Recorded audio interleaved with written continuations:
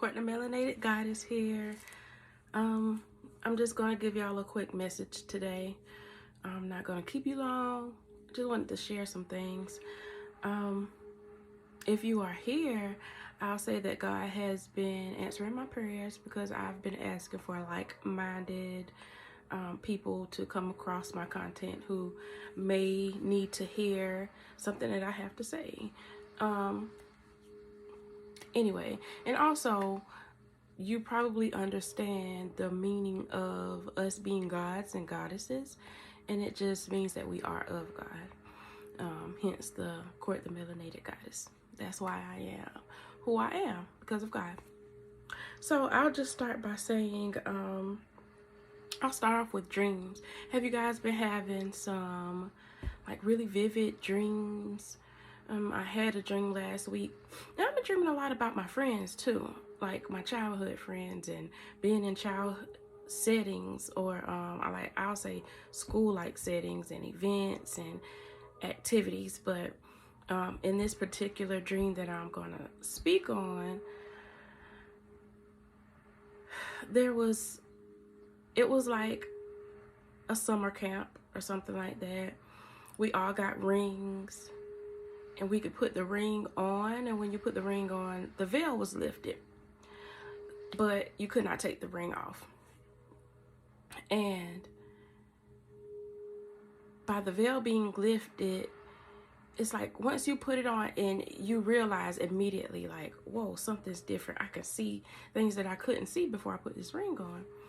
And I mean like spiritual things, bad things, demons, if you want to call them that. But I could see myself in like a past life. I knew it was me, but it was not my face. It was me and my person, whoever he was. I noticed that we were trying to explain that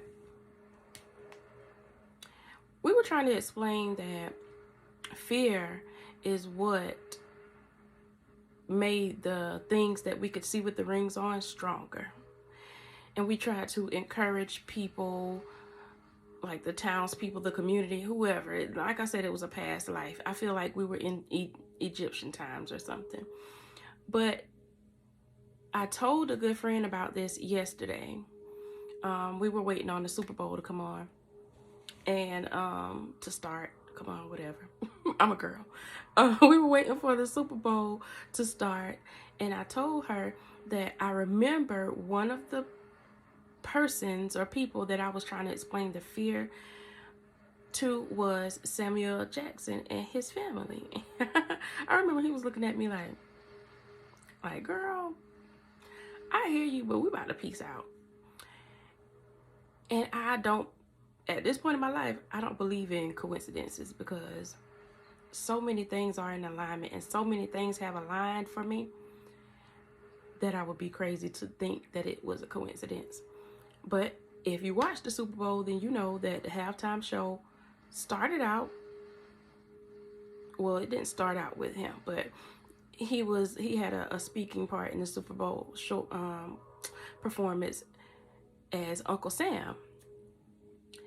And I'm just wrecking my brain, like telling my friend, do you see this? Like I just told you that I had a dream about this man. I don't know this man from a can of paint, y'all. I don't know Samuel Jackson. He might feel like my uncle, but I don't know this man. And all last night, I'm wrecking my brain like, okay, God, what does this mean?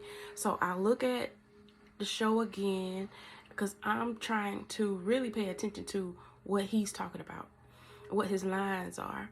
And one thing that he said was tighten up. And I took that as God saying that we need to tighten up. We need to get here with him. Because, you know, I ain't going to hell. I'm going to just say that much. I'm not going to hell. I ain't trying to go to hell. Don't want to go to hell. I don't even like being hot on earth, so I ain't going to hell. But I just really feel like it's a call to us. It's a much deeper message in that whole Super Bowl show that I'm sure went over a lot of people's heads, and then it probably didn't. And But we're in a spiritual warfare, and that's something that I learned about myself in my own home recently. So aside from the earthly matters, I'm thinking, okay, God, what are you trying to tell me? What do you need me to tell our people, my people? And from that was tighten up. Take it how you want it. And I'm just going to say, just get closer with God. Life is going to be better when you're closer with God, closer to God. But yeah, I told someone else about that dream a couple of days ago, but I did not share that Samuel Jackson was in the dream because it's just so funny to me that why am I dreaming about this man? I did not watch him on TV, anything like that. So I don't know why. I didn't know why then, but now I know. And I'll be back with updates about that because I don't feel like that's it. It may be a message to myself and others that, with the veil being lifted, signifying that our third eye is opening or is already open, because we have 3 eyes. We have 2 to look out of, and we have 2 to see out of. And we definitely need to see what's going on because it's getting real out here, y'all. And also, God has said that we need to stop waiting. And that's really whatever it means to you, because you know what you're waiting on. You got to stop waiting on it. We got to put in the action. Faith without works is action, is dead. So if you don't have faith, it's not going to work. If you have the faith and you're not doing nothing, you waiting on God to do all the work, it ain't going to work. It has to work together. It got to coincide. And I don't know who needs to hear this, but I have been hearing a lot about trial and error too. And maybe it's because I'm going through this myself, and it's something that I'm dealing with, and I have people that I care about who are really talented people and with awesome ideas, but we often get frozen with fear, and that keeps us stagnant in places that we don't want to be in our life, or in places that we shouldn't be in our life for more than the time that we should be. So I'm going to say to you, and let me know if it's for you, trial and error. Whatever it is that you want to do, try it out. If that didn't work, try it a different way. If that didn't work, try it a different way. You got to keep doing it to find your thing. And that is the action in the faith, because you got to have faith that God is helping you too, but you got to put that action in. You got to do it. Just do it. Who cares what other people think? No one cares. They don't even care for real. People want to talk about you or talk about something for the moment, and then they're on to the next thing. And if you know yourself and you're a good, genuine person with good intentions, then you deserve to be living a beautiful life. And you can do that. And you have to jump on that now. And I'll be vulnerable and share that I have a lot of ideas. I have a lot of things that I want to do, and a lot of accomplishments that I prayed to meet before I leave Earthside. And I was waiting because the environment wasn't right, or I didn't feel like the environment was right. I was not happy with the environment. I'm not happy with where I am in life per se. But God just keeps telling me, or putting me in situations to where I'm forced to do it. And you don't have to do anything, but by being forced, I mean I'm being obedient to his word. And I am having faith, and I've always had faith, but he's like, if you don't do something, I ain't doing nothing. And I get that now. I understand it. So I'm going to do it. I'm going to do it scared. I'm going to do it unprepared. And I'm going to get better and better every time. And if you got this far in the video, please like, share, subscribe, and send the video to somebody who might need to hear what I'm talking about. Yeah, do it. Do it for yourself first. Do it for yourself. You're going to feel good. Even if, and it's never going to be perfect. I'm sorry to tell you. It's never going to be perfect. Yeah, perfection is not a real thing. God is perfect. Jesus is perfect. We are of God, but we ain't perfect. We're hybrids. We're human, and we're God-like. We're like God, of God. But fortunately, he did not give us the ability to be perfect. And I'm okay with that. We're all alike. Equality. So one last thing that I wanted to speak on is self-respect. Yeah, self-respect. I have come a long way in that department, but I know that I'm speaking to somebody when I'm telling you to you got to demand self-respect. And I don't mean saying, you're going to respect me and blah, blah, blah. You have to show people, you have to teach people how to treat you by treating yourself the way that you want to be treated first. And I mean, if the conversation with someone else is not going the way that you like it, you can respectfully see your way out without disrespecting that person. Because if you're disrespecting that person, then you're treating them, okay, you disrespected me, I can disrespect you. It goes both ways. And you have to put your needs first, whatever that is. If you are a mom, like myself, I have 2 of those little small humans that I am responsible for.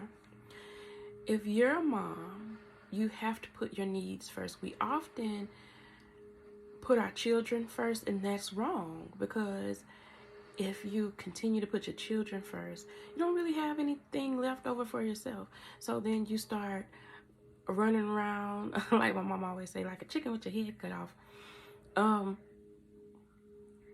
Just driving yourself crazy, worrying about other people, and then you start to notice that your hygiene is on the back burner. Maybe I'll wash myself after the kids wash, or after they're in bed, and then once they're in bed, you're too tired to wash. Or I'll go ahead and cook this dinner, and then I'll wash the kids, and I'll eat last. And sometimes it gets so extreme that you don't even eat because you're too tired.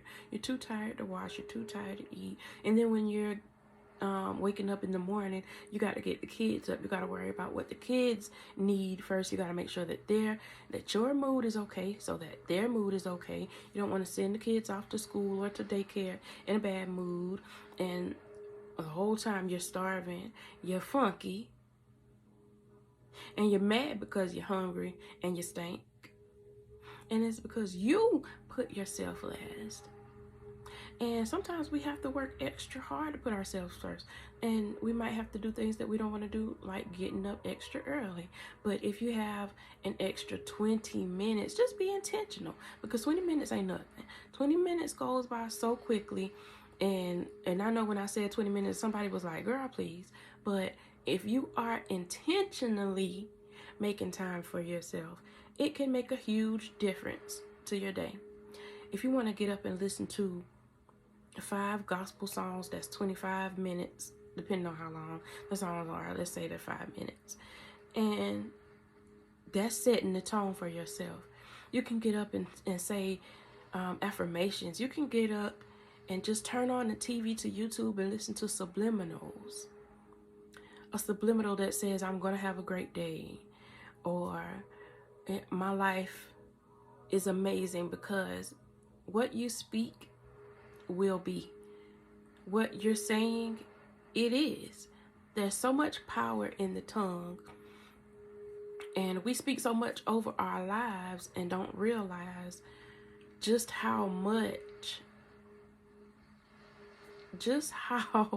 much our own words can hinder or harm ourselves. I don't know, y'all. I have a lack of better words all the time because I have so many things going on in my mind. I'm working on that. Again, I am not a perfect person. Matter of fact, drop down below and say, I am not a perfect person, but I am of God. I'm going to make y'all say I'm of God almost every video. But I'm not a perfect person. You aren't either. And the good thing about not being perfect is God don't even want us to be perfect. He just wants us to try. He wants us to acknowledge him and do it daily. And just watch how much your life changes. I started, please excuse my hair. Please excuse my hair. Yeah, that's my mind. Excuse me, y'all. But anyway, I started asking God to show me how good it can get. He's already working on my life.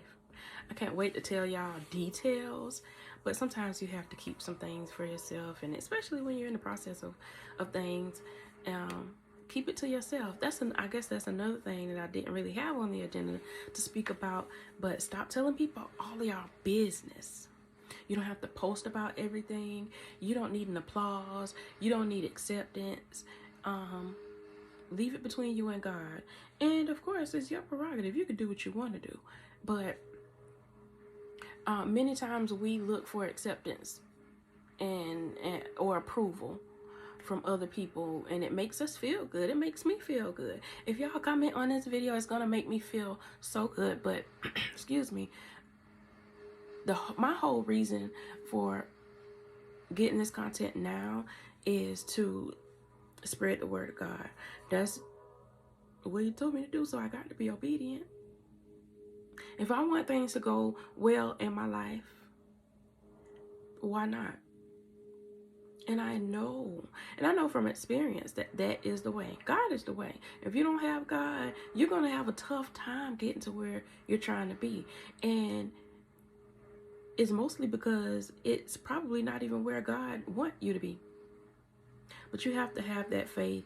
You have to have faith that you're in the right place at the right time. Spend time with God each and every day. It's going to get easier. You're going to learn so much about yourself.